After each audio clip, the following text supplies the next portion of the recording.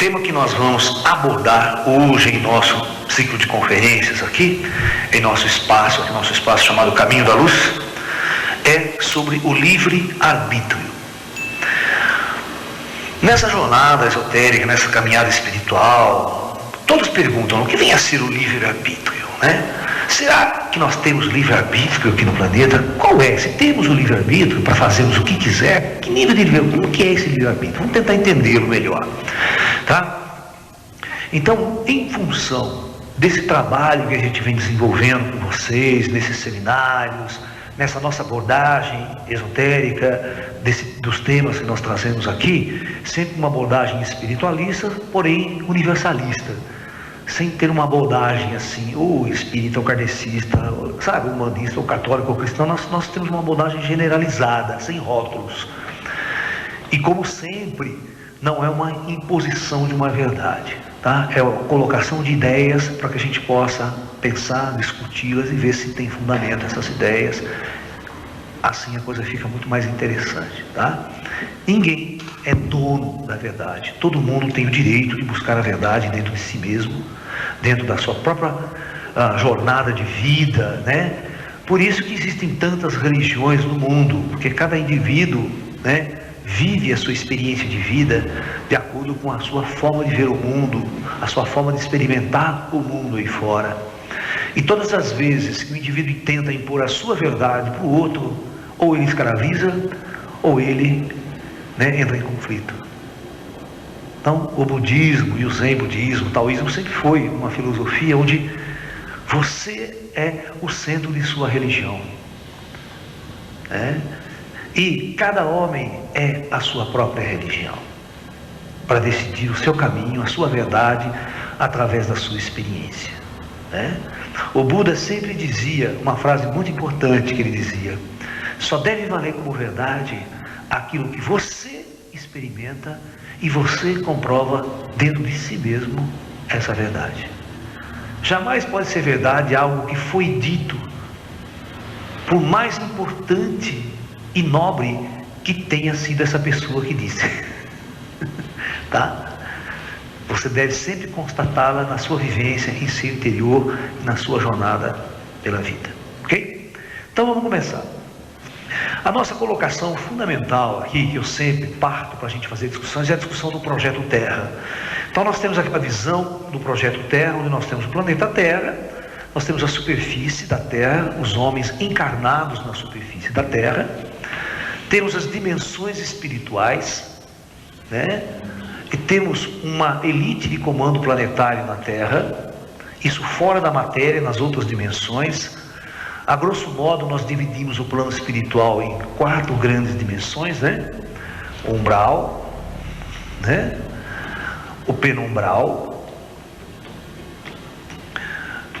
o plano da luz e o plano dos ascensionados, né? Ok? E acima dos ascensionados, nós temos os grandes mentores do Projeto Terra, os grandes construtores do Projeto Terra, as grandes inteligências de controle do planeta Terra, o grande comando planetário. Sem nunca esquecer que nós fazemos parte de um universo com bilhões de estrelas, bilhões de galáxias, portanto, bilhões de outros mundos, de outros projetos planetários pelo universo. Os planetas X, podendo ter também civilizações vivendo experiências em superfícies planetárias. Da mesma forma, você pode imaginar como é uma lei natural, como as dimensões são níveis quânticos da matéria pelo universo.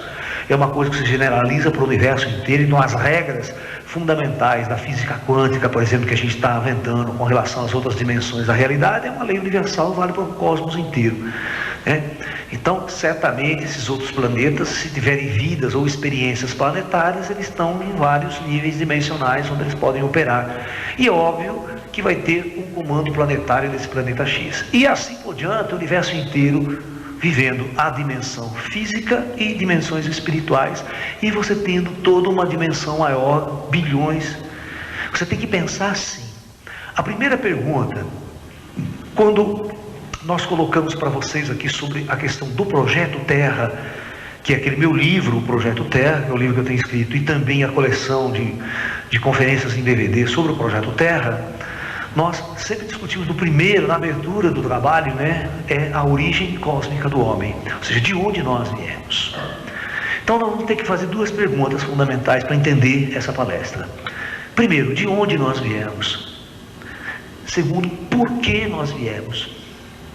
E terceiro, por que nós nos sujeitamos a encarnar num planeta denso e perder totalmente a memória de nossa natureza espiritual e cósmica? Tá? Com essas três perguntas fundamentais, nós vamos entender qual é o grau de liberdade que o espírito vai ter quando ele encarna na superfície de um projeto planetário. Vocês vão começar a perceber que a alma, quando ela está nessa dimensão fora da matéria, porque ninguém nasceu na Terra. Essa é a teoria fundamental que a gente discute, tá? Os corpos biológicos e toda a biologia do planeta é artificial. Elas são criadas por inteligências avançadas, que preparam superfícies planetárias, preparam corpos biológicos para as almas, os espíritos, usarem esses corpos como roupas para viver uma experiência numa superfície planetária densa. Então veja bem, essas inteligências preparam os corpos e preparam o planeta.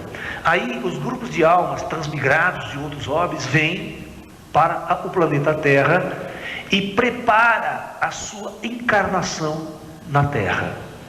Então isso tudo é um grande projeto, é uma coisa muito preparada, calculada, estudada por esses grandes mentores planetários. Quando essas hordas de almas chegam à Terra, antes de sua encarnação, isso aqui é um projeto, todo mundo que está aqui sabe por que veio, para que veio, é tudo muito preparado, tudo, a experiência planeta, porque a nossa verdadeira existência é fora da matéria, a nossa real natureza não é planetária, por isso que a verdadeira vida do ser é fora da matéria. E nós já discutimos que todos os seres vivem experiências planetárias e depois ele vai ascensionando até chegar num nível de experiência que ele não necessita reencarnar em mundos densos mais. A sua alma vai habitar simplesmente o plano espiritual, vai fazer parte de grandes projetos planetários, coordenar projetos planetários. A gente pode pensar Buda, Cristo, Jesus como homens que viveram várias encarnações na Terra, passaram por um processo de ascensão, hoje são mestres ascensionados, habitam essas dimensões e estão a serviço desse grande comando planetário maior que opera na Terra. Ok? Então, todo este projeto preparado tem regras, principalmente o projeto Terra, que é um projeto que nós chamamos de projeto kármico. Ok? Então, na verdade, nós vamos chamar esse comando de um comando kármico, ou seja, ele estabelece uma lei pela qual as almas e os espíritos vão encarnar neste planeta e vão viver uma experiência kármica. Um planeta X na galáxia, qualquer outro planeta X pela galáxia ou pelo universo, pode ter implantado na superfície um outro projeto que não seja kármico. Que seja um projeto onde as almas encarnadas têm total consciência de sua natureza espiritual, são espíritos mais libertos, são seres que saem fora do corpo a hora que quer, conscientes. Portanto, essa sociedade que vai viver aqui não é uma sociedade de conflitos, de guerras, doenças. Seria uma sociedade montada em outras diretrizes, né? Aquilo que a gente já discutiu em outras palestras como uma experiência planetária sobre o comando Astar, né? Sobre o comando da luz, que a palavra Astar significa luz ou brilho, né? Ou a luz, né? Astar Sheran significa a luz que mais brilha. Então são comandos planetários que comandam experiências de transição entre as trevas e a luz. Então, na verdade, quando este comando planetário, no caso do planeta Terra, cria o comando kármico que vai implantar um projeto de superfície, onde as almas que vão descer, vão se adensar num grau tal que elas vão ter muito pouco grau de liberdade. Elas vão estar sujeitas às regras fundamentais que vão reger a experiência planetária Terra sobre a lei do karma. Ok? Então, veja bem, o que eu quero dizer com isso? Então, eu quero dizer que cada alma, ela tem que aceitar as regras do jogo. Quando ela vem no planeta Terra, ela entra em contato com o comando, esses comandos todos discutem, e você aceita, a sua horda aceita, e você vem para a Terra, então você agora, é como se você matricular numa faculdade, você matricula num curso, o currículo está lá, você sabe que você vai estudar aquelas coisas, são aquelas matérias que você vai viver. Então aqui, é isso. Quando você olha lá de cima o planeta Terra, você sabe, quando você é um espírito, que aqui não vai ter ciência, por exemplo, principalmente há 2, 3 mil anos atrás, né? Ou durante toda a Idade Média, você olha lá para cima, não tem tecnologia, vocês vão enfrentar toda aquela condição primitiva do planeta, vai encarnar num planeta altamente primitivo, sem ciência, sem tecnologia, vai viver extremos conflitos, não vai se lembrar de sua natureza espiritual, vai viver intensamente a experiência humana na superfície da Terra, com muito conflito e numa sensação de solidão terrível, porque quando você encarna dentro de um corpo e perde a consciência espiritual, você se sente um espírito totalmente solitário dentro de um corpo, e a sua existência parece que só existe aqui. Você não tem nenhuma relação com o resto, com a natureza, com o ser humano, com os outros indivíduos, não tem nenhuma conexão, você se sente totalmente isolado, você já está aprisionado dentro de um corpo. Olha, esse aprisionado dentro do corpo, sendo que teu espírito é um espírito que podia voar, né? Podia sair voando aqui, né? Podia ir para qualquer país, para as estrelas, não, agora você está aprisionado. E estando aprisionado, o livre-arbítrio que você tem, então, já começa a ser completamente restringido. Então, é isso que nós vamos discutindo. Quando você entra numa regra, a regra kármica já diminui muito a sua visão de livre-arbítrio, né? Ou seja, eu tenho toda a liberdade do mundo agora na superfície da Terra, usando este corpo. E você sabe, né? Encarnar um cara 2 mil anos atrás, há 3 mil anos atrás, qual era a capacidade de deslocamento desse homem durante uma vida? Era muito pequena. Você concorda? Não tinha grandes navegações, não tinha carro, é cavalo. Onde o cavalo fosse, você atravessar o oceano, não atravessava o oceano. Você vinha para as Américas? Não vinha. Então, o teu nível de liberdade de ação tinha que ser exatamente num campo muito restrito da capacidade de ação do homem, de acordo com a sua capacidade física e sua capacidade, vamos assim dizer, tecnológica da época. Isso já é uma prisão, já é uma limitação do seu livre-arbítrio. Segundo, e se você encarna num corpo cego ou num corpo paralítico? Qual o seu nível de restrição do seu livre-arbítrio? Então, tem muitas questões kármicas que nós temos que apresentar para vocês, e essas questões vão limitar o livre-arbítrio. E tem uma coisa também que vocês não param para pensar. A estrutura biológica que você ganha de presente ao encarnar pode ter um cérebro totalmente, vamos assim dizer, burro, que não vai corresponder às vezes com a capacidade ativa do espírito. Às vezes o espírito pode ser uma pessoa muito inteligente, mas o cérebro não coordena nessa dimensão, ele não consegue coordenar, não tem velocidade de processamento das ideias, das informações para dirigir uma vida e você ter ser um indivíduo muito inteligente aqui na Terra. Então, o que acontece? Quando você vai encarnar na superfície terrestre, e você vai ter as suas reencarnações sucessivas, porque quando você vem pela primeira vez, o seu comando kármico, ele programa para você um número X de encarnações. E esse número X seria suficiente para você viver o número de experiências importantes que a sua alma deveria viver na Terra. E depois parte. Porque ninguém vem na Terra para ficar eternamente aqui. Toda alma está de passagem nesse orbe. Está vivendo uma experiência. O interessante é o universo. É ganhar a liberdade para o universo. Porém, quando o espírito está num processo reencarnatório, você vê que ele se adensa tanto quando vem aqui, que quando ele morre, ele vai viver no umbral, ele vai viver num penumbral, ele não consegue entender, ele não tem ainda um entendimento, um acordar, um despertar para a sua natureza mais superior. Por isso que os espíritos, eles se adensam, vivem vários processos e vai ascendendo novamente aos planos da luz. E isso tudo dentro de uma regra, dentro de um regulamento, dentro da sua ação kármica, a sua experiência planetária. Então, veja, que quando você tem um programa, você tem inteligências que estão coordenando a sua experiência kármica, então significa que seu livre-arbítrio, ele também está sujeito aos seus mentores. Os seus mentores vão analisar e vão coordenar a sua descida planetária. Ok?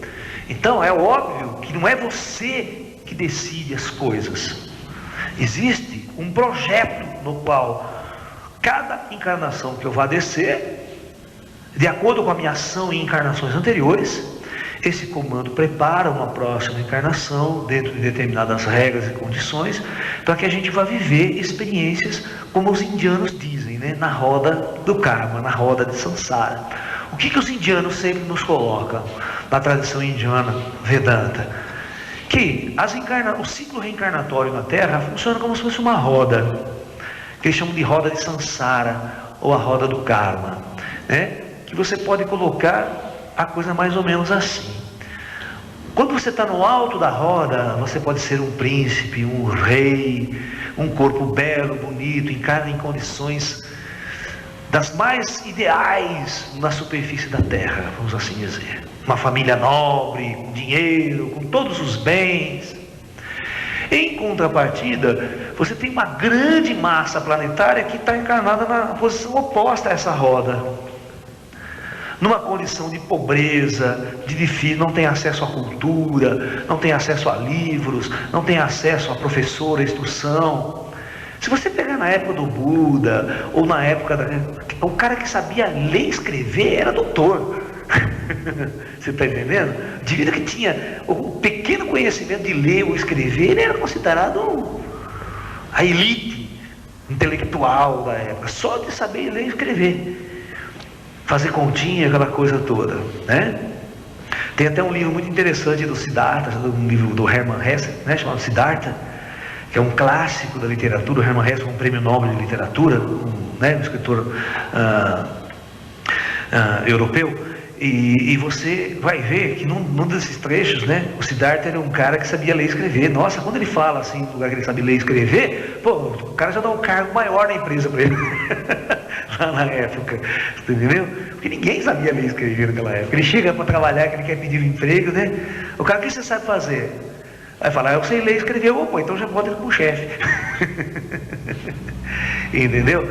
Então, na verdade, veja bem, quando você encarna em determinadas condições, na própria região que você encarna, e o povo que você encarna, e a condição que você encarna, já é uma extrema limitação da sua ação. Concorda? Você não vai ter sabedoria e conhecimento, você não vai ter acesso a ela.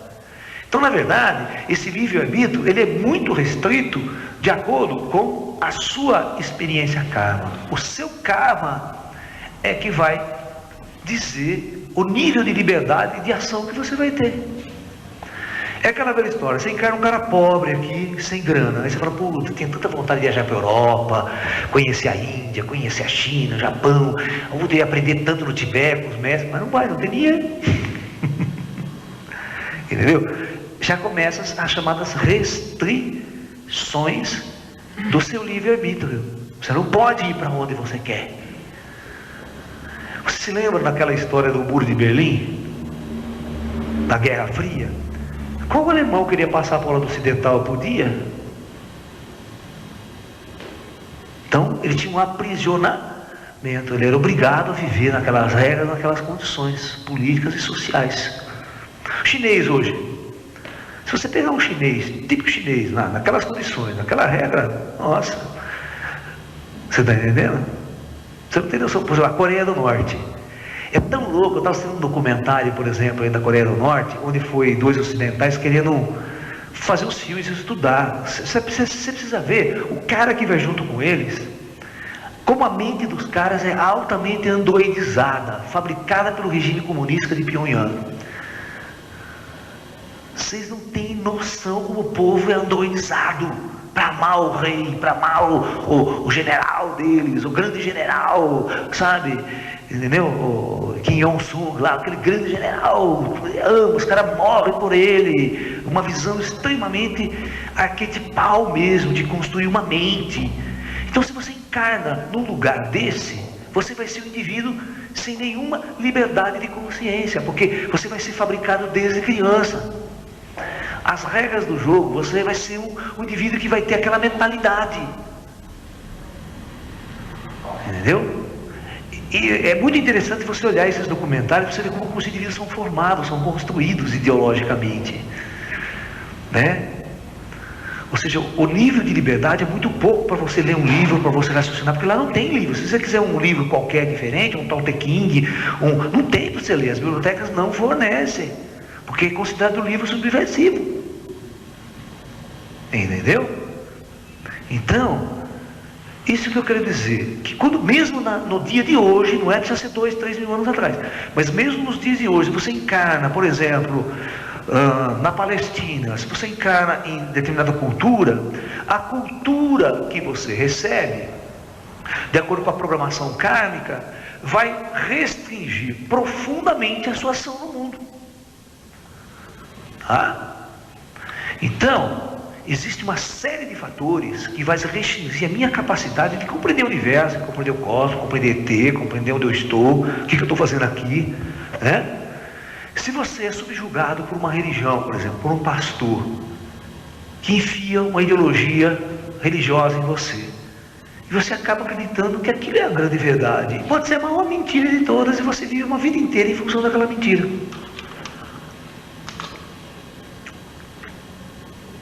A sua liberdade, na verdade, ela é virtual, ela não existe. As pessoas acreditam que são livres, mas no fundo elas não são livres, porque elas estão sendo escravizadas por ideologias, por conceitos, por uma série de situações, né? O seu direito de ir e vir, são cerceados o seu direito de ir e vir, né? No mundo, porque se você não tiver dinheiro, você não pode ir e vir, você tem que pagar pedágio hoje aqui. Se você não tiver dinheiro, você não anda nas estradas do Brasil. Certo? Para ir para São Paulo, se você não tiver 30 reais no bolso, você não passa nas estradas, você não passa no pedágio. Então tudo isso vão lhe cerceando, limitando a sua liberdade. Aquele conceito que a gente tem de ser livre. Quer ver? Sai andando pelas estradas, tudo tem cerca, tudo essa propriedade tem dono. Você não tem mais liberdade de andar pelo mundo. Só tudo cerca, você sai entrar e todo mundo andar em você. Entendeu? Existe um conceito de que a gente é livre, mas na verdade, esse livre-arbítrio é muito pequeno. Eu sempre falo para as pessoas que o livre-arbítrio que eu tenho, que você tem, ele é idêntico ao livre-arbítrio de um prisioneiro, de um assassino, de um bandido, quando você coloca ele na cadeia e fala assim, você tem toda a liberdade do mundo aí dentro da cela. E o neguinho fica lá, ele está livre, ele fala o que ele quer dentro da cela, né? E hoje, se bobear, os negros pegam celular, comandam o crime lá de dentro. Você está entendendo? Mas o cara, ele está preso, ele fala, você tem toda a liberdade do mundo dentro dessa cela. É a mesma coisa, nós somos um espírito, totalmente vamos ser livres no universo, para viajar e ser livre. De repente, quando eu aceito um projeto e entro dentro de um corpo, o cara fala, ó, você tem toda a liberdade agora, dentro desse corpo, na superfície desse mundo, segundo as regras. Então, vamos imaginar as diversas situações que nós chamamos de karma, né? Para vocês entenderem até onde vai o nosso livre-arbítrio, o que realmente eu tenho de liberdade de ação. Vamos tentar entender. Eu vou colocar um gráfico aqui para vocês pensarem. Aqui 0, aqui vai até 100%. Vamos colocar em porcentagem. Vocês já ouviram falar da palavra Dharma? A palavra Dharma é isso aqui. Algumas escrevem com H assim, sabe? Tem uns que faz assim, escreve com H, que é uma palavra indiana. Mas é como se pronuncia, Dharma. A palavra Dharma, ela é oposta à palavra Karma. Tá? No sentido do conceito, conceitual. Significa o seguinte: Karma significa as restrições à liberdade. Vamos simplificar. As restrições do seu livre-arbítrio que são impostas para você na sua condição projetada pelos seus mentores. É como você nasce, onde e como você nasce. O Dharma é exatamente as facilidades, as aberturas que são dadas para você pelo plano espiritual, né, para você viver essa encarnação na Terra. Por exemplo, nós chamamos de karma o indivíduo que nasce com defeitos congênitos, nasce paralítico, torto, tem que se arrastar para o resto da vida aqui. Um Dharma, uma pessoa nasce bonita, linda, perfeita, modelo manequim, chique pra caramba, nasce rica, filha de pessoas muito ricas, a gente considera isso um Dharma. Você está entendendo? Porque essa condição vai lhe dar uma condição melhor de usar esse Dharma. Tá? Agora, eu sempre falo, a sabedoria do indivíduo é que vai fazer ele alterar essas condições. Porque se pode pegar o indivíduo, tem indivíduo que vai nascer, pode nascer na Terra com 100%, o azul é o karma, de karma. O que é 100% de karma? Aquele cara que nasce, imagina um cara que nasce cego de nascença e com defeitos congênitos fisicamente, eu conheço gente assim, é obrigado a viver completamente arrastando pela face. E, pior, nasce pobre. Vai na Praça da Sé, em São Paulo, lá, você vê neguinho se arrastando no chão em aqueles carrinhos de rolimã, tudo torto, sem perna, cego de um zóio, tal, cara tudo atrofiado, corcunda, e se arrastando de pobre. Isso a gente chama de pagamento à vista. Ou seja, qual a liberdade que esse cara tem na Terra? É claro, ele vai estar resgatando coisas do passado. Mas, nesta condição, naquela experiência kármica, naquela vida, ele trouxe o seu karma todo preenchido. Ou seja, ele está pagando à vista alguma coisa lá atrás. Ou seja, ele é um indivíduo onde a sua liberdade está totalmente restringida. É só você começar a fazer as perguntas. E a vida sexual, amorosa, afetiva de um indivíduo como esse? Como é que fica? Quem é que vai desejar fazer sexo com um monstro daquele? Certo? Como que ele vai se relacionar com o mundo? Ele vai viver a vida inteira mendigando, esmolando e se arrastando na superfície da terra. É muito louco essa condição, cara. É muito... E outra, não vai aparecer nenhum milionário, ninguém para tirar daquela condição. Porque você vai lá, o cara está lá 10 anos pedindo esmola na Praça da Sé. Não tem governo que resolve o caso. É muito interessante você observar as situações de cada indivíduo e analisar esse processo do livre-arbítrio de cada um. Por isso eu falo, quando você olha para a tua vida e tanta coisa boa que você tem e você não dá valor, fica só chorando na vida aí, você está entendendo? E você não sabe valorizar a capacidade intelectual que você tem, a capacidade que você tem de entrar na internet, estudar, pegar o conhecimento humano, discutir com seus amigos. Isso é uma dádiva, isso é um dharma tão grande e que a gente às vezes não sabe valorizar. A gente às vezes fica angustiado porque não pode comprar um carro do ano, a gente fica angustiado porque a casa nossa não é tão chique, maravilhosa quanto eu sonhava, quanto eu queria. Tanta bobagem. A gente sofre às vezes por bobagem e não sabe valorizar a luz, o dharma que nós recebemos de sermos pessoas que podemos usar um grau de liberdade que nos foi dado, um dharma que nos foi dado. Tá? Então, essa é a condição que nós chamamos de karma. O cara vem com karma muito pesado, então o seu livre-arbítrio é totalmente restrito, tá? E imagine, um indivíduo, depende da cultura que ele nasce, como eu falei, se vocês assistirem um documentário sobre a Coreia do Norte, ou sobre determinados países, onde a educação é uma educação extremamente para a formação de androide, onde o líder político é o Deus na Terra, porque eles não permitem religião, de fato, espécie alguma, né, nessas regimes mais pesados comunistas. Então, o seu único Deus é o general. É o rei, o imperador que está ali, que dá tudo para ele, dá assistência de saúde e tal. Eles se ajoelham na frente do retrato do seu general. Você está entendendo? É um negócio absurdo, como desde criança essas consciências são fabricadas. É muito interessante. Então, você pega um homem-bomba, por exemplo. Como que ele vai se sujeitar a ser um homem-bomba, né? Que tipo de educação ele teve? Né? Um moleque que às vezes nasce com um carro, você vê lá, de 10, 12 anos, já está com uma M16 na mão, uma AK-47, dando tiro para o alto. Né? O indivíduo está fadado a ser aquilo. Ele não tem uma visão ampla do mundo para, não quero isso para mim. Mas isso é karma? Aonde você nasce, aonde as suas condições são impostas, né? É o seu karma. Às vezes você nasce no Brasil, num lugar livre de tudo, mas você fala, pô, que país, que governo. Bicho, as pessoas têm que aprender uma coisa: não ligar para o governo. É você que tem que fazer o seu caminho. Você que tem que fazer a sua vida, o seu processo. Esquece o governo. O governo nunca vai fazer nada por você. Tá? A nossa total busca, a nossa total liberdade tem que ser uma ação muito profunda de nós mesmos. Porque só a nossa capacidade, a nossa luta pode alterar o nosso karma. Tá? Agora você pode pegar uma pessoa, por exemplo, né? Você pode pegar um indivíduo assim, ó, que ele vem com 50% de karma na sua vida, né? E 50% de dharma. O que é? Você pega um indivíduo que pode nascer pobre, um pouco de karma, mas ele nasce muito inteligente. Você está entendendo? Então o cosmos dá alguma coisa para ele. Você está entendendo? Agora, como é que ele vai usar esse dharma? O segredo está em como eu vou utilizar o meu dharma.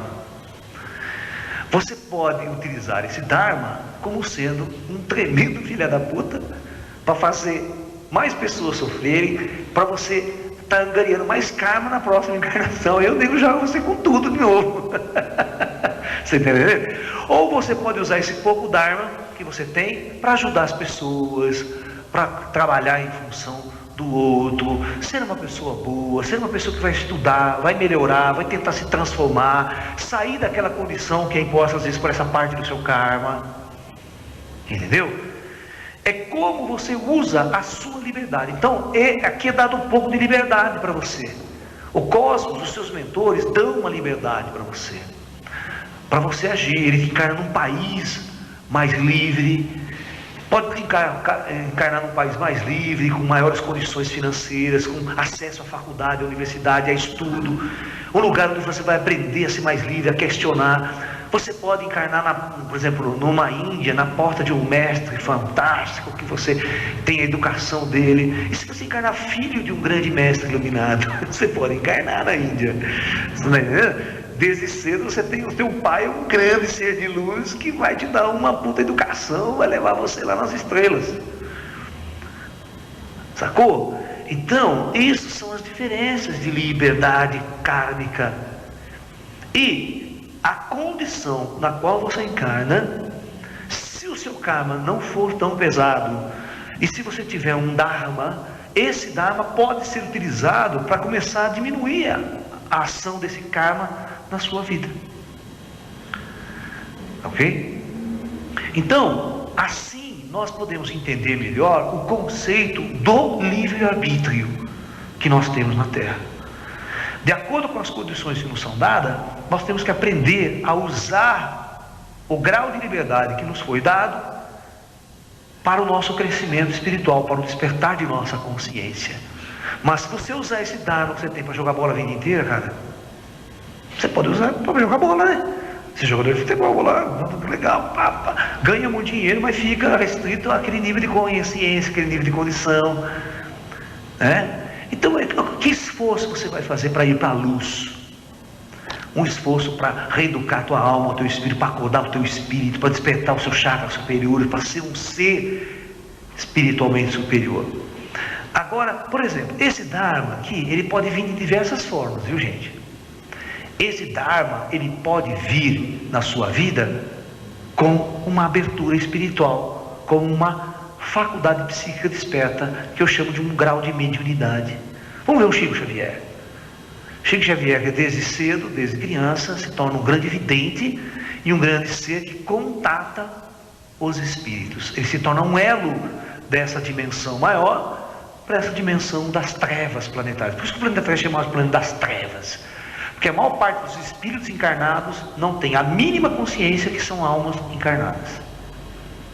E quando um outro espírito, um outro ser com um pouco mais de abertura psíquica dada pelo plano espiritual, porque se você perguntar para Chico Xavier, para muitos bons médiuns que tem hoje no Brasil, no mundo, eles vão falar uma coisa, que antes deles encarnarem, eles já estavam sendo preparados para serem essas pessoas médiuns e fazer uma missão, um trabalho missionário no mundo, para levar uma consciência. Então são espíritos que vêm programados para receber na vida um Dharma, e esse Dharma vai ser a mediunidade.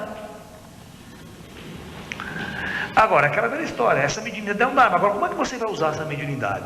Se você negar ela pode ser o seu karma, seu sofrimento, sua angústia.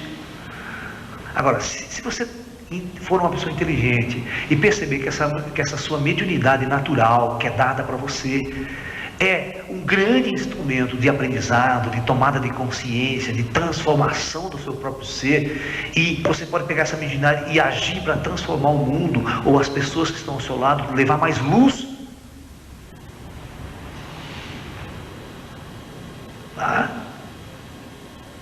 Então vocês vão ver que cada ser humano encarnado na Terra tem um nível de livre-arbítrio. As pessoas não são iguais, elas não têm o mesmo grau de liberdade. É uma bobagem você achar que todo mundo é livre. Não é. As pessoas não são livres. Um exemplo eu dou para vocês. Eu fui professor e sou professor durante a minha vida toda, certo? Você tinha que explicar. Eu boto uma classe de 40 alunos, crianças, jovens, adultos. Eu chego aqui, eu faço uma equação matemática, explico. Entenderam? Você vai ver que sempre tem 2 ou 3 que são desgraçados, eles sacam tudo e vai fazer a prova, tira 10. O resto tira 0, é ruim demais. Por quê? Todos estão tendo as mesmas condições, o mesmo professor, sabe? Os mesmos níveis de liberdade, estão todos ali sentadinhos, mas as pessoas são muito diferentes. As pessoas têm capacidades diferentes. Tem pessoas que enquanto você está fazendo, ele está percebendo coisa lá longe, cara. E tem outros que demora, puta, não entra na cabeça do cara. É aquela velha história, se você não tiver um Dharma para tocar um instrumento musical, eu posso jogar a música na tua mão, você não toca nada. Tem outro, né, que você não precisa nem ensinar, o cara já pega e sai tocando. Você dá uma semana meio. O que é isso? A gente fala dom, né? O que é o dom? Porque na verdade as pessoas têm uma energia na consciência para certas coisas muito diferentes umas das outras. Então o que nós devemos ter a consciência de respeitar essas diferenças. Sabe? Saber entender o porquê que o outro é diferente. Você não tem que fazer com que todas as pessoas pensem do mesmo jeito que você, acreditem nas mesmas, gostem das mesmas coisas que você gosta. Você está entendendo? Aquela vez, porque eu gosto de rock, todo mundo tem que gostar de rock. Eu gosto de pagode, que horrível, deixa as pessoas curtindo o que elas querem curtir. Elas são livres para viver a sua essência.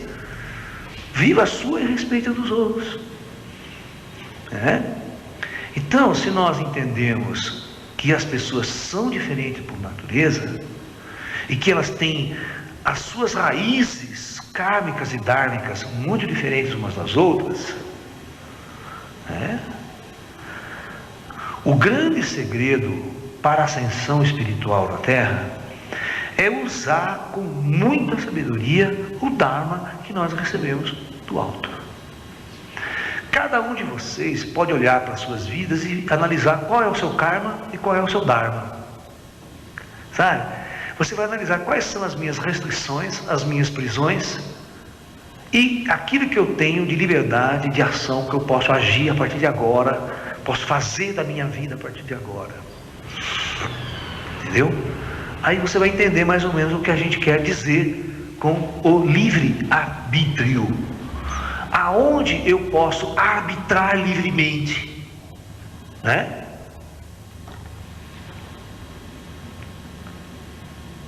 Você está entendendo? Eu fico falando da Coreia, porque da Coreia ela está muito mais expressa agora na mídia.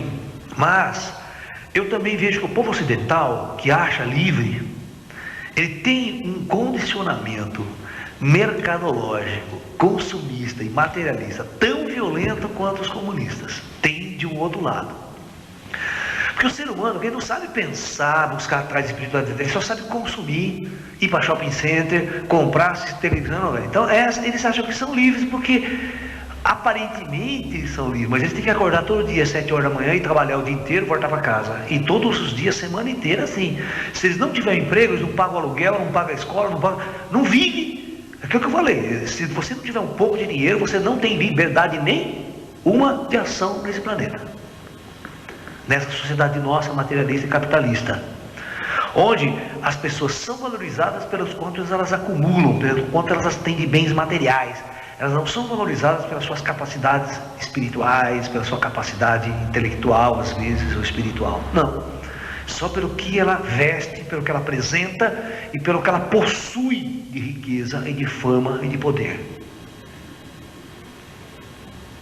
Então é uma sociedade, nós temos uma sociedade que quem assiste a minhas palestras há muito tempo aqui, vão perceber que nós somos um grande crítico da humanidade como um todo.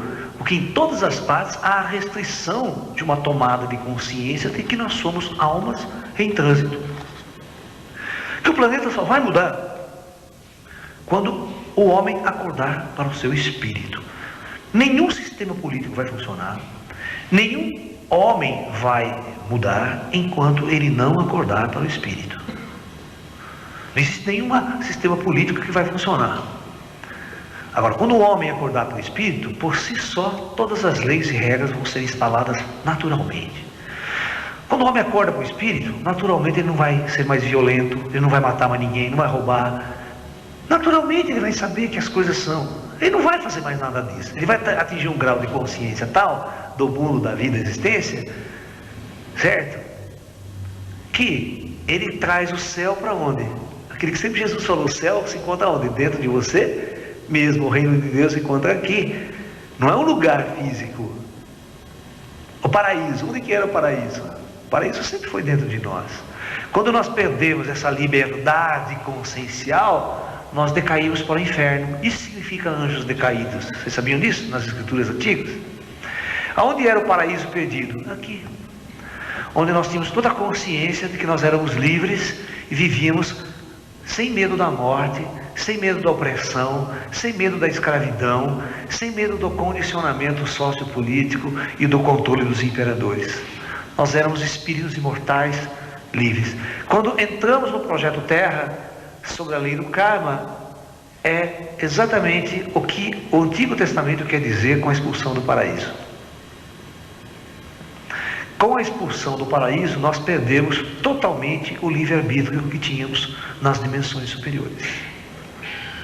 É, meu filho, vem aqui com o papai. Para quem não está vendo, é o meu gato que está chorando aqui. Entende? Então, essa visão de livre-arbítrio é que nós temos que ter. Ok? A história oculta nas escrituras antigas, a história de Adão e Eva, a expulsão do paraíso, a construção de um mundo, Deus constrói o céu e terra, né? Você está entendendo? Na verdade, Deus prepara mesmo uma superfície planetária, mas esse conceito de Deus é que a gente tem que mudar. São inteligências operando em outras dimensões que preparam mundos, preparam toda uma condição ecológica, de um ecossistema, para que o plano espiritual possa utilizar corpos e viver uma experiência dentro de certas restrições. É por isso que vocês podem correr o universo, podem correr a galáxia, e vocês não vão encontrar mundos, planetas extremamente avançados. Vocês não vão achar. Pode mudar a concepção que vocês têm de ET, de extraterrestre, pode mudar totalmente. Que ETs não vêm de mundos avançados. Os verdadeiros ETs avançados vêm da onde? Dos planos superiores. Porque na verdade toda a inteligência que habita planos densos da matéria está sob restrição. Aqui nos planos superiores é que existe uma grande ciência, uma grande tecnologia, um grande grau de liberdade para os espíritos navegar pela galáxia, navegar pelo cosmos. Carregar a matéria pelo universo é uma tarefa muito difícil e complicada. As leis da física já restringem muito o deslocamento de matéria pelo universo, mas não o espírito, não a matéria localizada em outras dimensões do universo quântico, onde deslocar e existir é muito mais simples e muito mais fácil. Você veja que interessante, olha uma restrição do livre-arbítrio que vocês nunca pensaram. O espírito, quando ele está aqui fora da matéria, eu perguntei, precisa comer para sobreviver? Ele não precisa comer para sobreviver, já não precisa se alimentar. Precisa trabalhar para sobreviver? Também não precisa trabalhar para sobreviver. Aqui na Terra, se ele quiser sobreviver, primeiro ele vai ter que comer. E para comer ele vai ter que trabalhar.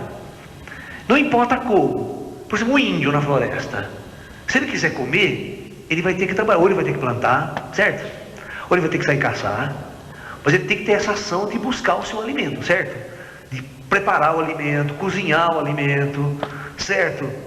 Disputar território com outras pessoas. Entra em conflito, não é verdade? Só para existir. Na nossa sociedade, se eu quiser morar embaixo de um teto, me acolher de chuva e frio, eu tenho que ter uma casa. Para ter uma casa eu tenho que pagar aluguel, ou construir a casa, ou comprar essa casa. Mas para comprar e ter esse mecanismo de troca, eu tenho que trabalhar, senão estou lascado. Então, neste nosso mundo, só para sobreviver nesse mundo, eu já tenho uma escravidão. Eu sou escravo dessa ação que é conquistar, por exemplo, o alimento, conquistar a moradia dentro de uma sociedade competitiva ao extremo.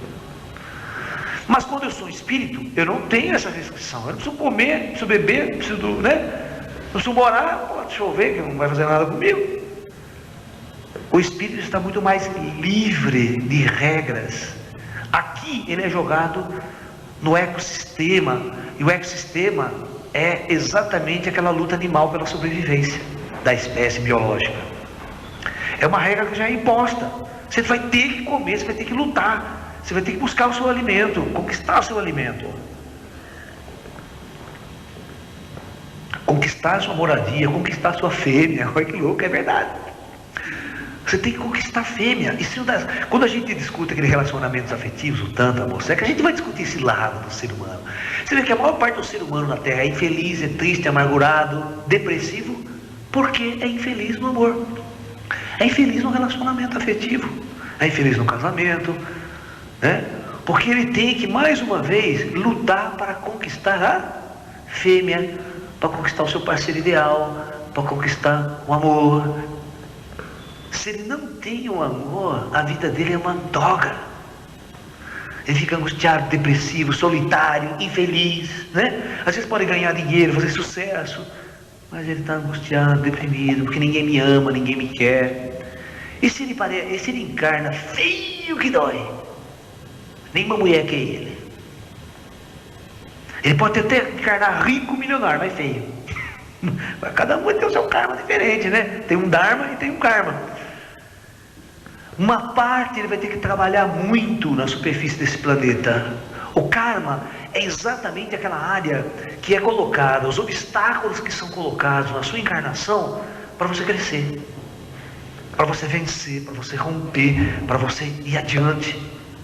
E o dharma é a ferramenta que você vai ter para vencer esse karma. Então, na verdade, o planeta Terra é um planeta muito calculado e projetado para a alma crescer, para a alma, vamos usar essa palavra, vai, evoluir, para a alma aprender com essas dificuldades.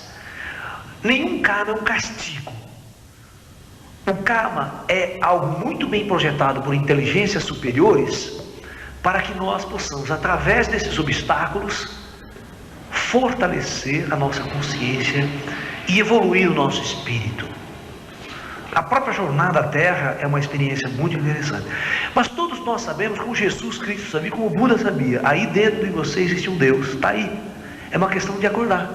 Mas quando você está encarnado aqui, você não sabe que você é isso, que você é um espírito livre, um ser cósmico, que vestiu uma roupa e perdeu a consciência de si mesmo. Então essa perda de consciência é uma total restrição na sua liberdade, no seu livre-arbítrio cósmico. Então nós temos que falar de livre-arbítrio planetário. O livre-arbítrio que cada homem tem na sua condição como homem encarnado. Que liberdade que ele tem? Essa liberdade vai ser muito restrita de acordo com as suas capacidades mentais, psíquicas. Se você encarna um mongoloide, o que é um indivíduo mongoloide? Você sabe o que é um indivíduo mongoloide? Muito pouca gente sabe o que é um indivíduo mongoloide. O mongoloide é uma classe de espíritos diferentes, é uma horda de espíritos diferentes na Terra. Eles não fazem parte da nossa linhagem humana. No astral Terra, foi trazido para a Terra um grupo de almas, tá? Eles foram trazidos todos em grupos, e a origem deles é idêntica. Eles vêm de um planeta, de uma experiência planetária, e são seres aquáticos. Imagine um golfinho, sabe? Golfinho, a inteligência do golfinho, a alma de um golfinho, de um peixe, sendo trazido para a Terra para encarnar como um corpo humano. Mas tem um grau de inteligência, é um ser inteligente, não é um burro. Por isso, todos os seres desta ordem, quando vão encarnar entre nós para viver uma experiência conjunta, este corpo biológico que ele vai assumir tem que ser adaptado a ele. Então, por isso que todo mongoloide é mais ou menos igual. Aquele gene, né? O gene X lá, né? Que tem uma mutação no gene, né? Tem um gene que é mutável, como se os engenheiros siderais já modificam aquele gene, então já nasce um corpo específico com as características para aquela alma usar. E os mongoloides, você nunca vai ver um mongoloide violento. Todos os mongoloides são extremamente dóceis, são extremamente meigos, e você quer ver ele ficar feliz? Faz uma experiência. Eu já fiz isso. Joga ele na água, joga ele numa piscina, joga ele no rio. Vai aqui na Aril e conversa com as pessoas que trabalham com a síndrome de Down. Quando você joga ele na água, na piscina, o cara fica louco. Ele se sente no mundo dele. Eles são criaturas muito amorosas, mas são espíritos que você não compreende ele direito. Eles têm um universo deles. É igual, por exemplo, o autista. O autista vive num universo totalmente dele, ele não é igual a nós. Eles podem ter graus de inteligência muito avançados em relação a nós, em alguns aspectos, mas em outros aspectos eles são muito diferentes de nós. Ele não comuta o padrão de inteligência que nós comutamos, que a gente julga inteligente, né? Isso apareceu no Fantástico uma vez, um autista nos Estados Unidos, né? A família dele não soube explicar. Ele nunca foi numa escola de música. Tinha um piano na casa dele. Aquele piano ficou na casa dele a vida inteira. Um belo dia, esse rapaz com 20 e poucos anos foi lá, sentou no piano. Começou a tocar. Vai tocar com uma perfeição que você não acredita. Aí, esse brasileiro fantástico falou assim, ele não lê partitura, não sabe nada de música. Mas tem o seguinte, se você tocar uma música agora para ele, você pode tocar Chopin, você pode tocar Bach. Ele ouve e toca igualzinho depois, de primeira. Mas não, isso não é verdade. Sabe o que eles pegaram? Pegaram o brasileirinho, que é mais difícil do que o brasileirinho. Ele nunca tinha ouvido na vida. O cara pegou o gravador, pá, brasileirinho. Ele foi não, tocou sem errar a nota. Como é que você explica isso? A ciência não explica. Que alma que está ali? Quais as restrições ao livre-arbítrio? Porque nós entendemos, nós temos uma consciência do espírito, da inteligência, ou da mente, ou do cérebro, principalmente cientista, que não acredita em alma e vida após a morte, né? Para ele tudo é cérebro, né? Mas vocês vão ver que as diferenças que existem na humanidade são diferentes, porque as almas são diferentes, de origens diferentes e de graus culturais diferentes. Por isso que você vê no mundo, por exemplo, né? Pessoas na Idade da Pedra hoje vivendo como na Idade da Pedra, hoje, em tribos, em lugares do mundo, no planeta. E você vê outras sociedades completamente avançadas, muito avançadas em milhões de aspectos. Tá? Então, essas diferenças têm que ser estabelecidas naquilo que a gente chama de livre-arbítrio. Né? Que livre-arbítrio mongoloide tem? Você pode dar liberdade, mas ele vai seguir aquele padrão de comportamento, aquele projeto de vida que lhe foi imposto, e ele não vai sair daquele padrão, ele vai morrer daquele jeito. É interessante pensar nesses detalhes também, né? Ou vocês acham que ser mongoloide é um karma? Não é. Nem dos pais. Nem dos pais. Os pais podem aprender muito com aquela criança, com aquele ser, porque ele é um espírito diferente no meio humano. É um ET, cara, é um extraterrestre encarnado aqui, pode ter certeza. Você entendeu? Ele é um ET ali, completamente diferente. Completamente diferente. Se eu contar uma história, o pai dele, né, sempre veio assistir minhas palestras, há muitos anos atrás. O menino é vivo até hoje, ele mora aqui perto do Grande São João. Na década de 80, eu tinha um grupo de ufologia. Essa canção, eu tinha um grupo de ufologia. Tá?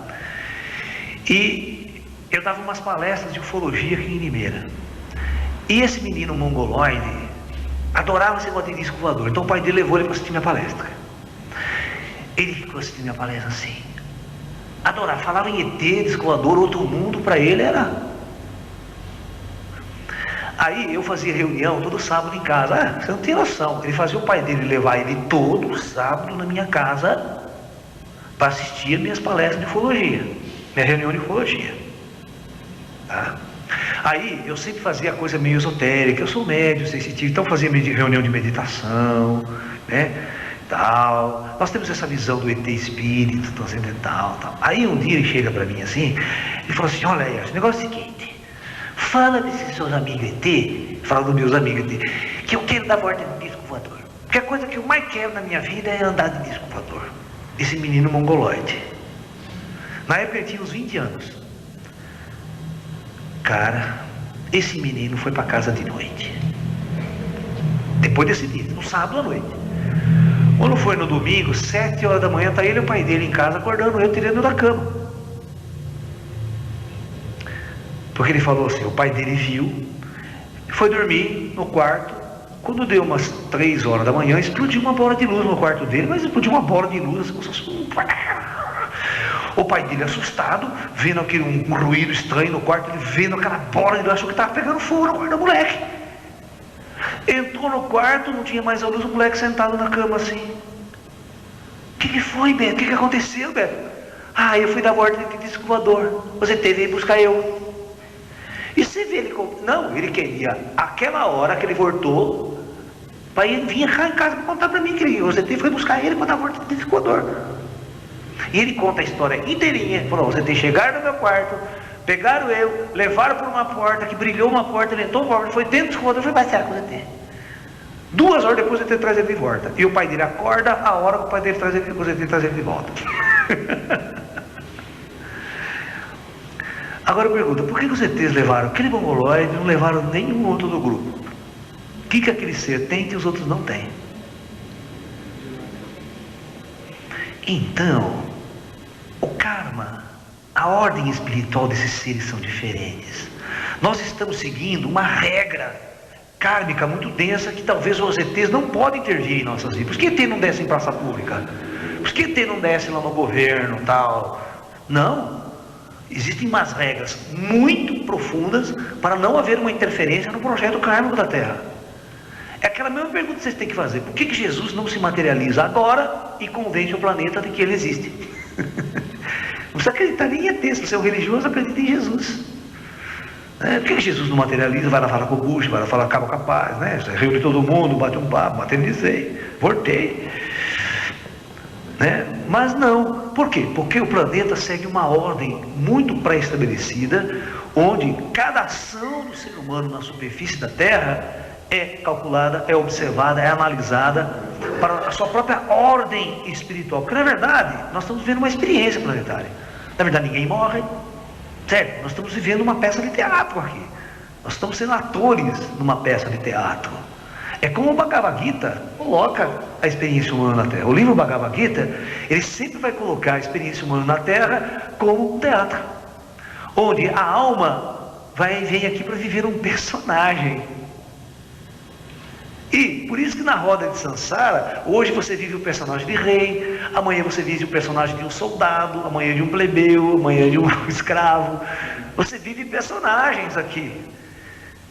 E quando você realmente está na outra dimensão e percebe que você é um ator que somente veste fantasias para viver a epopeia da experiência humana, isso é como o Bhagavad Gita conversa com Arjuna, como o Krishna conversa com Arjuna no Bhagavad Gita, né?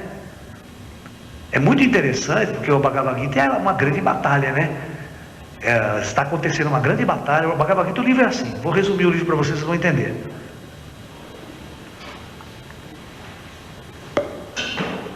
O Bhagavad Gita é um capítulo de um épico vedântico chamado Mahabharata. Mahabharata significa grande epopeia. Maha é grande e Bharata é epopeia. A grande epopeia dos Kurus. Kurus é uma família, é um reino que existe na Índia, tá? É um reino, um feudo. Então ele vai contar a história de uma família, de uma época, de uma geração. Então Arjuna é um príncipe, tá? E acontece o seguinte, um dos capítulos do Bhagavad Gita é uma grande batalha, porque o Mahabharata vai relatar a história da família toda, de uma época toda, e tem um momento em que vai haver uma guerra civil.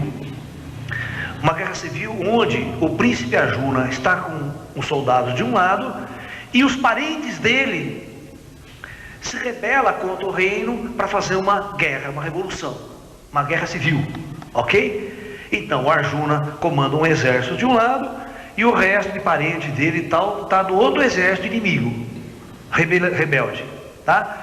Então, a cena é assim. Então, as duas tropas estão no campo de batalha e é dada a largada e as tropas vão vindo para entrar naquele choque de guerra.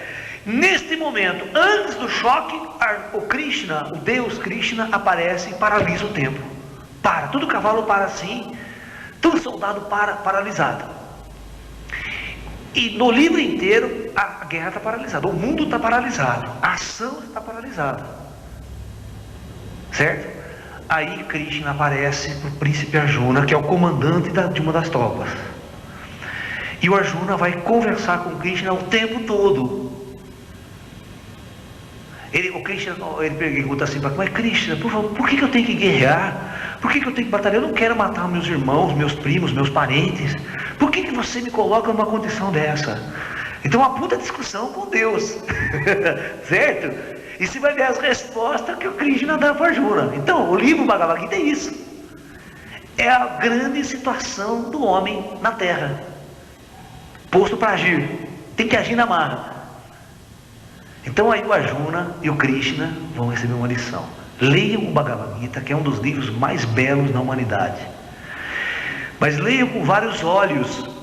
Porque tem várias interpretações que você pode tirar do Bhagavad Gita. Tem uma interpretação bem literal mesmo, a batalha estava acontecendo, outra subjetiva, outra... Então, é muito interessante ler o Bhagavad Gita. Eu ainda vou fazer uma palestra para vocês aqui sobre o Bhagavad Gita, prometo para vocês, né? Eu tenho uma palestra dela, mas não está gravada em DVD, só está gravada em CD de áudio, tá? Mas são os chamados grandes livros da humanidade, né? Eu considero que a humanidade tem 4 grandes livros, mestres, alicerces, pilares da humanidade: a Bíblia, o Evangelho de Buda, o livro do Buda, né? O Tao Te Ching, taoísta, tá? O Bhagavad Gita na Índia, e por que não o livro de Maomé, o Alcorão, entendeu? Então, todos esses grandes livros, se você lê, eles são profundos, muito profundos. Agora, como o ser humano interpreta e cria religiões em torno dele é outra história. Tá? Aí vai das limitações estruturais de quem vai vivenciar a sua religiosidade. Mas a princípio, todos esses grandes orientadores da humanidade são grandes homens, são grandes mestres que fizeram a grande diferença de trazer uma luz para a humanidade. Tá?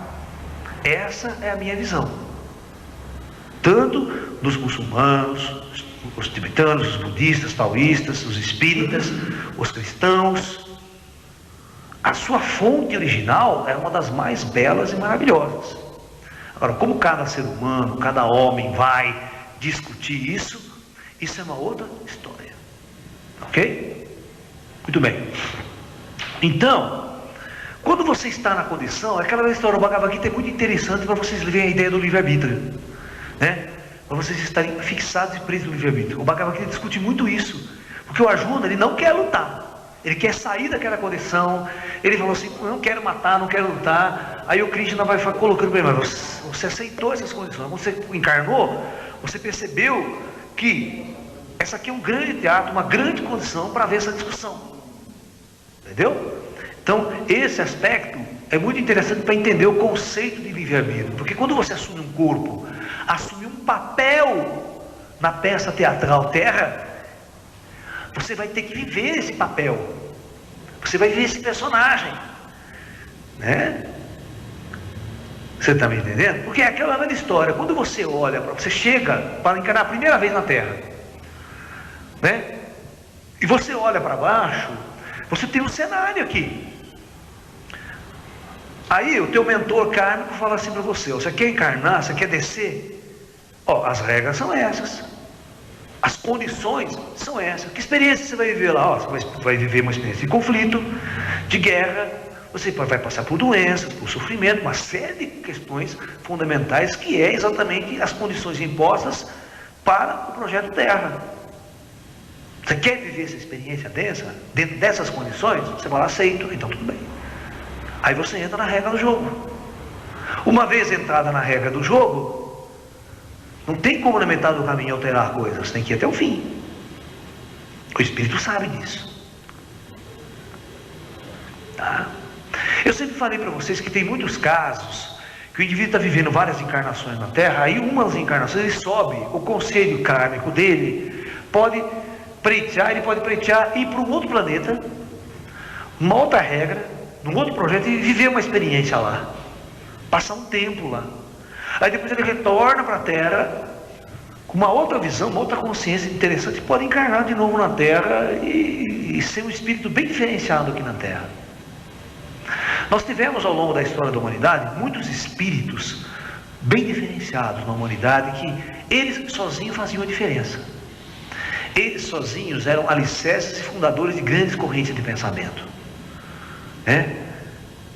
Você pega os homens muito de Leonardo da Vinci, você pega grandes mestres, grandes artistas, pessoas muito inteligentes que na sua cultura, no seu povo, sozinho eles faziam a diferença, né?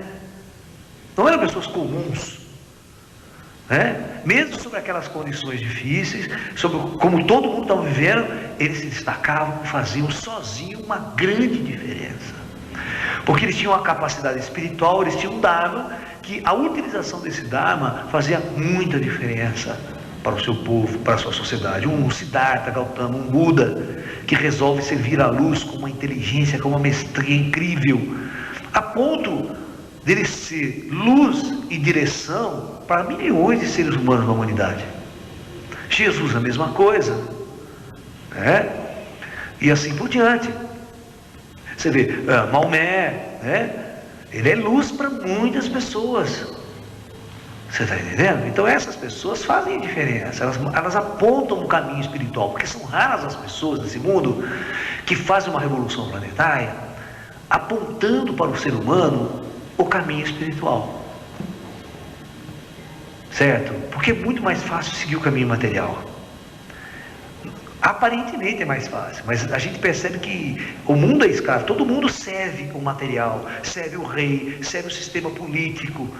É muito interessante vocês assistirem esses documentários sobre a Coreia do Norte, porque vocês vão ver como o ser humano serve o imperador, cara. É muito louco hoje, os caras se ajoelham na frente do retrato do imperador, porque a minha vida está entregue a você, toda a minha vida eu vou dedicar ao general, que isso, sabe, é uma adoração tão doente, tão louca, mas isso é fabricado. Aqui, talvez você não adore um homem, um general, mas que você adora o dinheiro, você adora, seu desgraçado. Você é escravo, você vive o tempo todo adorando uma besta, que aquele gente falou, que é a besta do Apocalipse, que é o dinheiro. O dinheiro é considerado uma das grandes bestas do Apocalipse, que o homem adora a besta, mas não adora a sua alma, o seu espírito, o seu ser, sua religiosidade, sua liberdade. Então ele luta, trabalha que nem um louco para conquistar essa moeda. Sabe? Esse lucro, esse dinheiro que possibilita ele, né, ter uma certa visão, uma certa percepção de mim. Então o indivíduo, no fundo, ele é escravo de uma ideologia. Ele é escravo de um sistema. Cara, você pega um negro que trabalha numa indústria, cara, o dia inteiro lá, martelando, soldando, teste, o dia inteiro de produção, ele não sai dali 12 horas, não é mole, cara. Você olha de fora, só estando fora, você vai ver como o ser humano é escravo. Nessa sociedade de hoje que você está vivendo aqui. Eu quero que vocês entrem numa fábrica de produção. Vai numa fábrica aqui em Limeira, uma metalúrgica, e você vê o neguinho trabalhando das 7 da manhã às 6 da tarde. Aí vocês vão entender o que eu estou falando. Entendeu? E o cara lutando para ganhar 10% de aumento no salário, né? Greve. Como se, né? O cara ganha 600 conto, o cara dá mais 50 para ele, fazer grande diferença, né? Vai mudar a vida dele com o aumento deles. Então o ser humano, ele vive escravo, mesmo aqui, né? É porque a gente tem uma falsa sensação de livre-arbítrio, de liberdade. Mas nós temos uma liberdade totalmente assistida. Totalmente assistida. Nós não enxergamos, é mesmo da mesma forma que aquele coreano não enxerga que ele é um escravo, nós também não enxergamos a nossa escravidão. Precisa alguém vir de fora e mostrar o quanto nós somos escravos. Precisa vir um ET, cara. Na nossa sociedade precisa vir um ET, precisa vir um descolador para pousar aqui e mostrar o quanto que nós somos débeis mentais, tapados nas trevas, completamente bloqueados e fechados com uma consciência universal, mais cósmica, mais transcendente. Entendeu?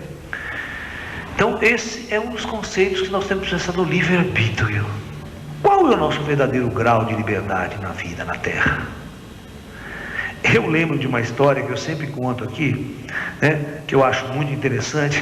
Tem um filme de ficção científica, né, que eu assisti na televisão. Então, o mundo avançou, tinha naves espaciais, viagens espaciais. Imagina essa história da Enterprise, né? Spock.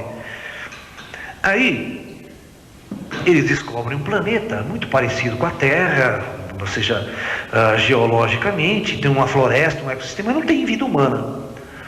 O planeta é muito primitivo, não tem vida humana, mas tem um ecossistema, uma floresta. O que eles fazem desse planeta? Eles usam esse planeta como planeta prisão.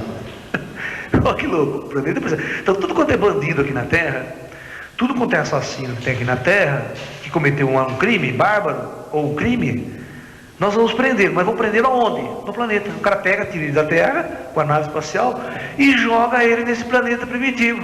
Aí ele fala para ela, você tem toda a liberdade do mundo aí, qual que você quer? Só tem bandido aí mesmo? Se matem, se destruam, se torturem. Mas qual é o conceito de prisão, né? O planeta inteiro, para ele, é prisão. Para uma raça que estava viajando para o espaço livre, né? Fazer o cara ficar num planeta primitivo, sem tecnologia, né? Preso à superfície, vai ter uma prisão. Agora olhe para o nosso caso aqui. Não tem a galáxia inteira, o universo inteiro, uma hora a gente está acontecendo nas galáxias aí, e nós estamos presos aqui, sem saber o que está rolando lá em cima. Não é? Quanta coisa não deve estar acontecendo no universo agora, não? E no plano espiritual, o Chico Xavier, num dos seus livros, fala que a população espiritual no orbe terrestre é praticamente 3 vezes maior do que o número de encarnados. Você imagina o agito que não deve ser aqui no umbral, no penumbral, não? É. Quanta coisa não deve estar acontecendo no orbe terrestre fora da matéria. E eu pergunto, você tem a liberdade de saber disso? Você tem a liberdade de viajar por aqui? Nem viajar pela terra nós temos total liberdade hoje em dia mais, né? Você já viu o soldado marchando? Lembra da Segunda Guerra Mundial, aquele soldado? Eu já viu desfile, esses desfiles militares que tem o neguinho lá? Agora fala se um cara desse é livre. Tem livre-arbítrio. Bicho, o cara foi treinado a vida inteira simplesmente para obedecer ordem, para ser um androide, com arma na mão. Meio orgulhoso, hein? Só o jeito de marchar, você já vê que ele é um androide, parece um robô, né? Já viu o alemão marchar na Segunda Guerra Mundial? Era muito louco, o alemão dava aquele passo assim, né? Não é? Você olhava o negro tudo igualzinho. Tinha que ser igual para ser bonito, né? Coreografado, é um negócio louco, cara. E aqueles. Agora vamos passar, vamos para a Inglaterra agora. Já viu aqueles soldados reais que ficam naquelas posições, aquele capuz na cabeça, aquele trequinho de pego na cabeça? O cara é assim, ó. O serviço dele não pode rir. O que esse cara é? Né? Mas aqui no Ocidente, pelo menos, ele escolheu o cisne, escolheu. Mas você escolhe de acordo com o seu grau de percepção da realidade. É o que eu falo. Quando você tem uma consciência e não sabe usar, você vai ser jogador de futebol, vai ser soldado, vai ser militar. Você está entendendo? Ou você vai meditar nas montanhas. Ou você vai para o ashram do Lalá. Né? O nosso ashram nas montanhas, nós vamos ficar lá zen, buscando. Ele levou a escolher uma condição dessa. Ele levou a escolher uma condição dessa. Porque ele não teve a capacidade. Por exemplo, eu começo a pensar comigo mesmo. Eu desde moleque eu já era um questionador. Eu já era um anarquista. Eu nunca aceitava as coisas que os professores falavam para mim. Matemática, física. Eu sempre fui considerado um gênio em matemática e física. Vocês conhecem alguém? Não é falando nada de mim, mas como que a coisa aconteceu comigo na minha vida? Eu fui um cara que eu era tão bom em física e matemática, que o meu primeiro ano de faculdade, eu fiz cursinho, vestibular das faculdades. Tá? Entrei em física na Unicamp. Esse cursinho que eu fiz vestibular das faculdades, no mesmo ano que eu entrei na Unicamp, ele me convidou para ser professor de física. E o engraçado foi o seguinte, que no mês de maio, eu peguei turma de vestibular da faculdade para dar aula. Então teve muitos amigos meus que estudavam do meu lado da minha carteira, que foi fazer o vestibular, tomou pau, foi repetir o cursinho o ano que vem, passou a ser meu aluno. Não é muito engraçado isso? Eu não tinha cara para dar aula para ele. Você está entendendo? Mas como eu vim de uma família assim, bastante humilde, pobre, eu sempre tive que trabalhar para pagar minha faculdade, e além disso eu pagava aluguel na minha casa. Então eu tinha que aceitar todo tipo de emprego que vinha. Então, se vocês vão ver, eu posso mostrar fotos para vocês de quando eu era aluno da Unicamp, eu dava aula de Kung Fu na Unicamp para ganhar dinheiro na hora do almoço. À noite eu saía, viajava para Limeira para dar aula aqui em cursinho, supletivo ginasial, né? Aí no segundo ano de faculdade eu peguei emprego no Ângulo em Campinas, para dar aula no Ângulo lá também. E assim foi, eu sempre me virando para poder sobreviver, pagar a faculdade, pagar as despesas da minha casa, ajudar na minha casa aqui. Que na minha casa sempre foi eu, meu irmão e minha mãe, né? E a gente que sustentava a nossa casa. Eu sempre paguei aluguel a vida inteira, né? Agora nesses últimos anos que eu consegui comprar esse espaço, que é essa casinha, botar minha mãe, meu irmão, minha família aqui. Mas ó, e ainda quando você decide ser um anarquista, cara, quando você não quer fazer o jogo do sistema, isso que é duro, porque eu desde muito cedo eu rompi com o sistema, então a minha vida não foi ganhar dinheiro, eu nunca ganhei dinheiro na minha vida, mas eu ganhei a luz, eu ganhei a liberdade de ver o mundo de fora, e a experiência como médium, né, fez eu ver o universo, o mundo de um outro jeito completamente diferente. Eu acho que essa é a nossa grande riqueza, a riqueza de você ter uma experiência mediúnica e usá-la como uma grande ferramenta de autocompreensão, uma ferramenta de iluminação, uma ferramenta de transcendência, para a gente poder estar aqui hoje, batendo papo com vocês, discutindo ideias, discutindo princípios, discutindo conceitos que possam levar as pessoas a acordar, a despertar esse seu potencial interior para a luz, para a espiritualidade. Uma das grandes liberdades que nós temos nesse mundo, eu acho que todo mundo tem, não importa o seu nível, mas a luz é mostrada para todos. Bicho, não tem uma pessoa no mundo que não ouviu falar de Jesus, que não ouviu falar de Buda, hoje, no dia de hoje. Então, você pode tomar uma decisão agora na sua vida. Ou você pode servir as trevas, ou você pode caminhar para a luz. E hoje tem milhões de recursos para você buscar essa luz, não tem? Hoje a informação, principalmente no Brasil, sabe? Não vou dizer num país tão restrito quanto Coreia, quanto outros países do mundo, mas aqui, nós, embora a gente considere um país pobre, somos um país humilde, mas a humildade não é desculpa, não é verdade? Eu sempre fui humilde, cara. Minha família, você imagine hoje, a minha infância, hoje, se a gente for retratar, o meu bairro é esse que vocês estão vendo aqui.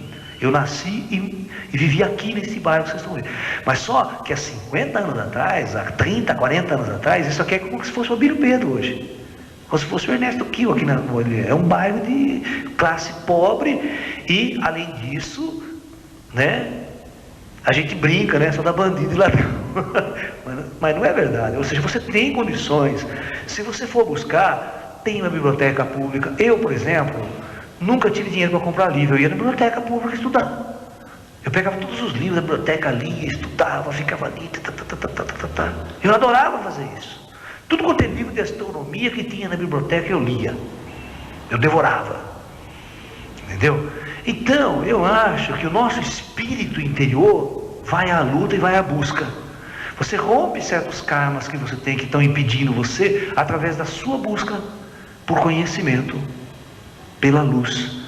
E eu sempre tive uma sede enorme por conhecimento. Sempre. Se você falasse, eu tinha, por exemplo, 14, 15, 16 anos de idade. Se você falar, eu vou fazer um disco voador, lá ia tudo, largava tudo que nós estava fazendo para ir lá ver o negócio do disco voador. Vocês estão entendendo? Para ver o negócio de ET, era fanático por isso.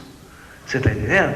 Então, essa busca por respostas, desde muito cedo, cria em nós, né, a capacidade de romper certos elos, romper nossos karmas e buscar explicações para a nossa existência e para o universo.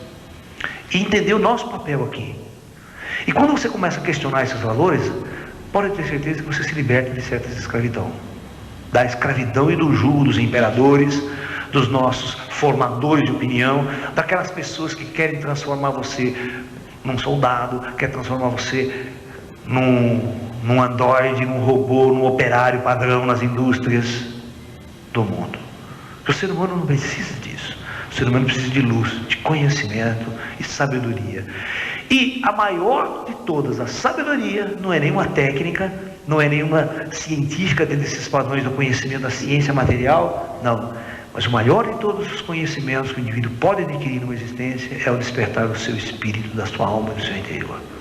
É assim que eu vejo. Cada um pode romper com seu karma, com suas restrições e usar o pequeno livre-arbítrio que tem para ir em busca da luz. É isso que eu penso. Essa é a minha colocação de hoje. Tá ok? Então, namastê e muita paz.